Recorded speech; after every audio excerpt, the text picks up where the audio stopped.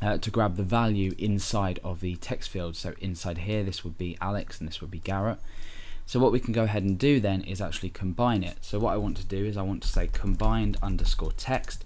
Remember, this is the variable that we initiated up here. And then I want to say plus equals. So this will just add this value on every single time. We then want to go ahead and append a space on just on the end of here. So what we can do now is we can go ahead and alert, say combined underscore text. So we're looping through each input field with the type text. So using each, we're then adding the value with a space on the end onto combined text, and then we're just alerting it out so we can see what result we've got already. If I was to type Alex and Garrett and click combine, you see the result is Alex Garrett. So now what we want to go ahead and do is actually place this inside of the combined div.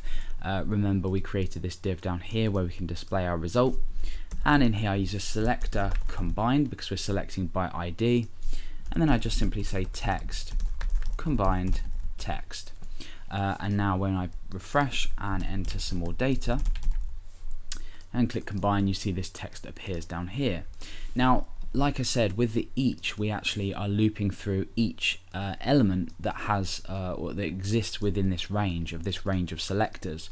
So for example, if I was to go ahead and just literally create another input field of the type text, remember that's important, I now have 3, so I can go ahead and type Alex, James, Garrett, and because we've used each to loop through every input field with the type text, because this selector still matches, we're going to loop 3 times this time. First of all with the index 0, then the index 1, then the index 2, and when we click combine, we get all the results here.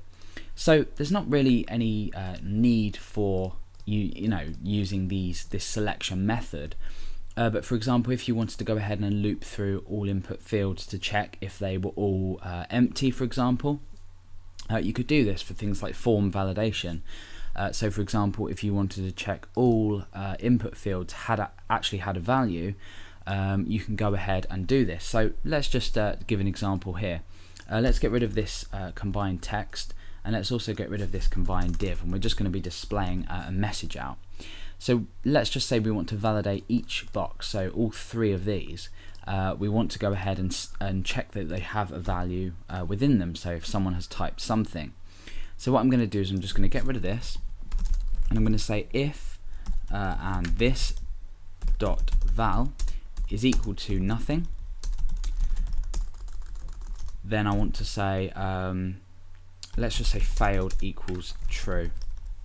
And let's just go ahead and get rid of this here. Var failed equals false.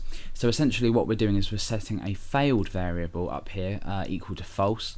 Now that will remain false until here, unless one of these input fields is empty. So if this dot val for each field equals nothing, then failed is equal to true, or failed is assigned the value true. So now what we can do down here is we can say if failed equals true,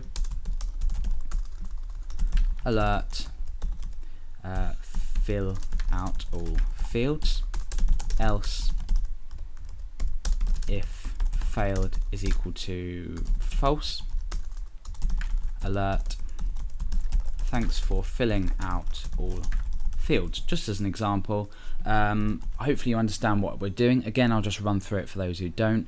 We've got var failed equal to false, so this comes into this check down here. Now for each input field, we're checking the value against nothing, and if the value, i.e. if the first value, the second value, or the third value is equal to nothing, this variable is changed to true, and therefore we have this part of the if statement executed. If it stayed at false, i.e. if all the values were full, then we execute this part of the if statement. So for example, if I click combine now, oh no, okay, yeah, so we've got something going on wrong here. Let's just double check. Oh yeah, sorry, I've included a $ there. That's just probably because of my PHP background. So let's go ahead and click combine. It says fill out all fields. If I go out and fill the first one and click combine, it still says fill out all fields because these two are empty, therefore the failed variable has been set to true.